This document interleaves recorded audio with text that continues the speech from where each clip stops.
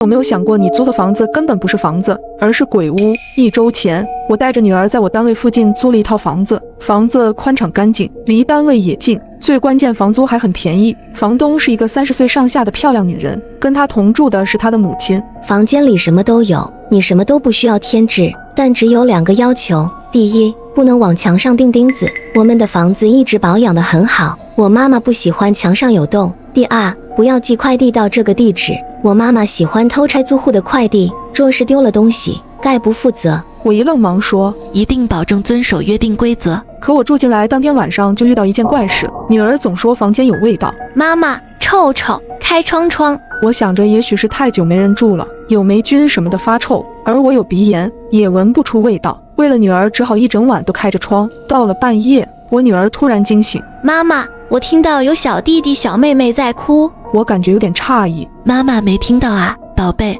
你是不是做噩梦了？妈妈，不是梦，是真的，有小弟弟小妹妹在哭。我心疼地将她抱在怀里安慰。好了，妈妈知道了，宝贝不怕，妈妈在。后半夜，我一直把女儿抱在我的怀里。其实我也感觉出来这房子有些奇怪，晚上闭上眼睛的时候，总觉得床在随着地面起伏，像极了什么在呼吸。早上一开门，我竟发现一串水脚印出现在我的房门口。直觉告诉我，事情并不简单。等我送完女儿上幼儿园，到公司才想起来做的计划书没带，只好请了假跑回去拿。就在我拿了材料要走的时候，房东老太太走出来，阴恻恻地看着我。走吧，再不走来不及了，别怪我没提醒你。阿姨，您为什么要赶我走啊？你女儿在吗？我正想找她问点事。她不是我女儿。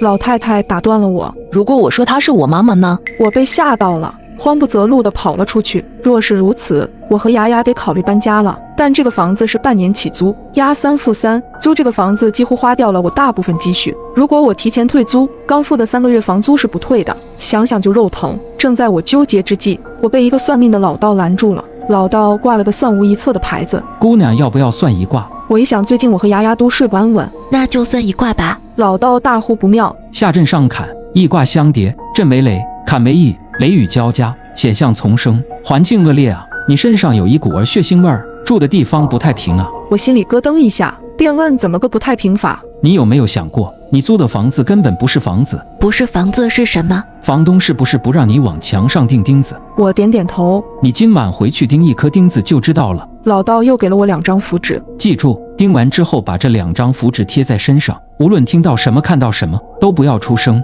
到了晚上，女儿睡着之后，我拿出符纸，分别贴在我和女儿身上，然后拿起锤子和钉子，用力钉进墙壁。没想到离奇的一幕发生了。